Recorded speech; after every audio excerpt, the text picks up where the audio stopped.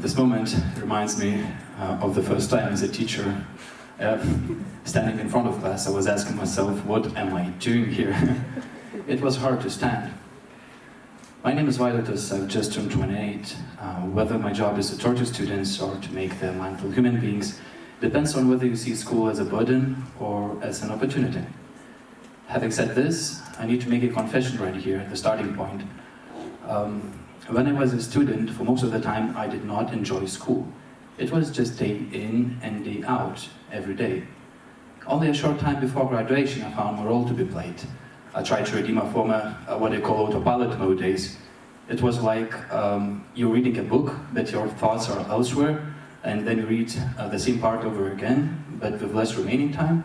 So the same was with school. Thus, I began to seize the opportunities to study harder, participate in all school events, including parties. I even performed a role where I had to wear blue ties in official school's play. Imagine that. But I felt it was too little, too late. Although for many years I was impatiently looking forward to getting into adult life, suddenly I felt like I had missed my chances. Maybe that's why I returned to school. Okay, I know there are some very mindful students who enjoy their day and keep working at making their school a better place.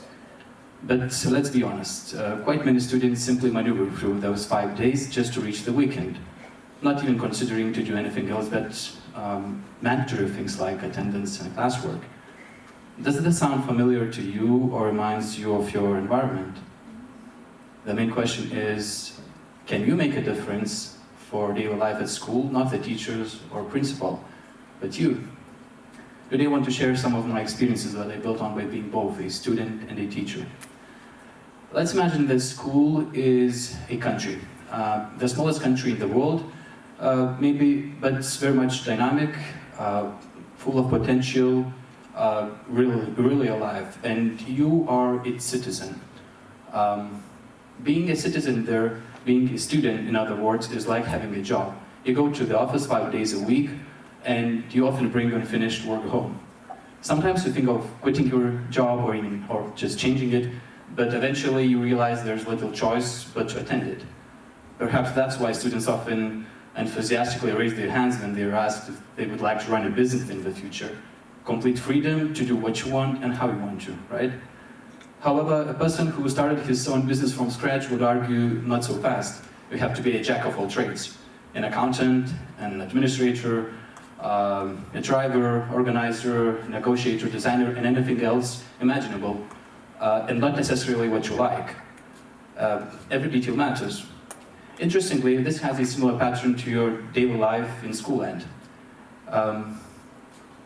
For example, 45 minutes for arts, another for understanding science, comprehending math, editing a document, finally a field trip, all of which eventually brings to your graduation. You're learning to be a jack of all trades. Fantastic. But we, the teachers or the government of Schoolland, wish you to seek something else. It is related to your role within Schoolland. Consider which is yours. A follower, an organizer, the one who struggles against the system, or just a shy student. But no matter who you are, you can also be a citizen of Schoolland, or a piece in its puzzle. Imagine how a puzzle looks with one piece missing. Remember that image. Is your Schoolland missing a piece? This brings us to the second point. How many of you have ever thought that there could be something different at Schoolland? Did you think, oh, but that will never work, and then not even try to make it happen?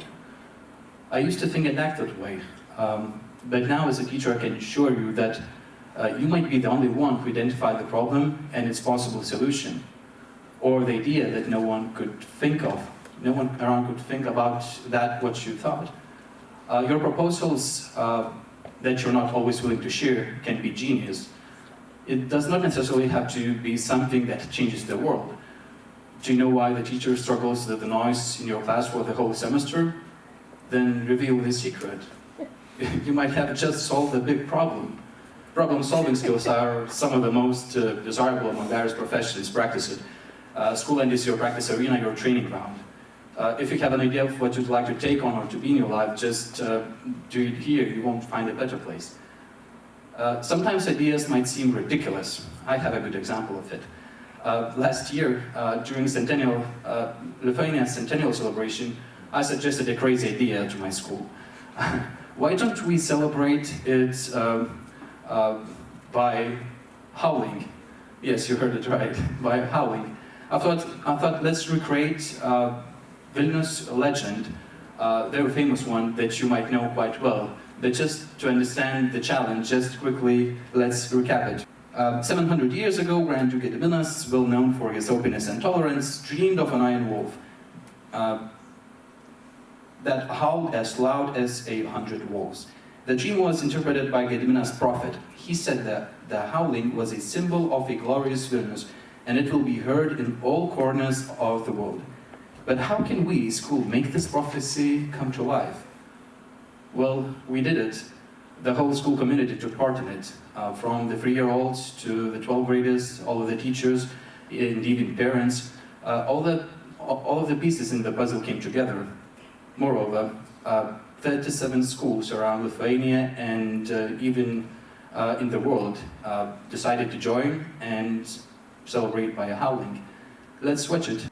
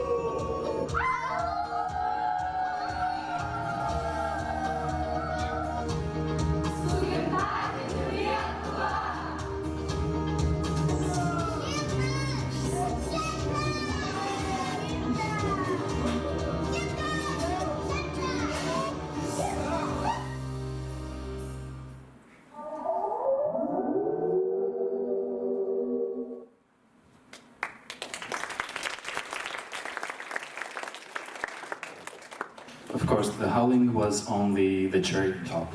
There were a lot of meaningful things behind this project, but still, it shows that even crazy ideas can come to life. Just don't keep them bottled up. Share them with others, involve others, and go for it. Let's get more serious. How many of you have thought that something at Schoolland just made no sense? There's nothing wrong in feeling dissatisfied about certain things, and even in organizing a reasonable rebellion, sorry for that, against what you do not agree with. I was good at that, but do it wisely. Suggest arguments and maybe an alternative plan rather than emotional outbursts. These are most always prone to be counter-effective. Your cleverly planned rebellion might not work. Well, life is not fair, I know. But to amplify the impact that you may have, I want to tell you a true story. Just 2 years ago, one teacher in one of the schools was dismissed. The students and the parents just loved him, the principal did not. So students initially collected signatures for a petition, consulted other teachers, even parents, but despite that, he was fired in the middle of the school year, just a few months before the final exams. So they began organizing something really not very common. Having realized that their efforts were simply ignored, they refused to leave school physically until the teacher was returned to his job. And they won. Today, this event is remembered by something as, I don't know, like fighting for freedom. They even created a movie about it. How far would you go for what you consider justice? Just promise me that now you know, don't start making chaos, okay? But it's not only about problem solving, or not only about issues, and not only about crazy ideas or rebellions. Being a citizen of your schooland can also be momentous and even fun. This is what I wrote in my diary in high school. I had to search for it. My friend and I, completely by accident, popped in on a very serious ceremony taking place in a concert hall. All of the schools of my hometown were being appreciated by the city government, and symbolically each was gifted a shovel. Perhaps because every school plans a treat during their graduation day, I'm not quite sure, to be honest. Suddenly I heard my school's name called and no one responded. No one was there to claim and accept my school's shovel. Silence in the audience. Such a shame. I felt embarrassed. Does that mean that I will have to take it? I'm not a model student to be that representative, yet it is kind of my responsibility, I thought, isn't it? So I did it. Imagine that me, the next day, entering class holding that shovel. Everyone thought that it was a joke, so I was not in a rush to explain where it came from. Without being a citizen, you could not find an excuse for doing that, right? These stories are all very different, but all of them have the same bottom line. That is, the daily life at school largely depends on you. Take part in it. To paraphrase the late US President Kennedy, ask not what Schoolland can do for you, ask what can you do for Schoolland. This TEDx is a great example of your initiative. Let's look at the broader picture. Would you agree that real life begins after high school graduation? Well, guess what? College students like me now think the same about their graduation. Adults might think that real life begins with their first job, first home, first million in the bank. But then you may find even reasons to wait for retirement. Isn't it absurd? So in this vicious circle of waiting, we might all fall into the same trap. A trap that a happier life will start sometime in the future. But how can you get rid of this? Click a choice button, turn off autopilot mode, choose to express your voice, and make those long years in Schoolland remarkable. Another choice, unfortunately, sometimes more popular, is to just keep flowing. So imagine the last day of school before summer holidays, a moment for which you've been waiting 9 months. A moment, very awkward one. Can you feel it like you already missed something? Maybe even everything? So multiply that feeling by 12. When you graduate after 12 long years, this feeling can be intense. So be mindful and seize the day. Why does it matter? Because a puzzle with a missing piece never looked right. Thank you.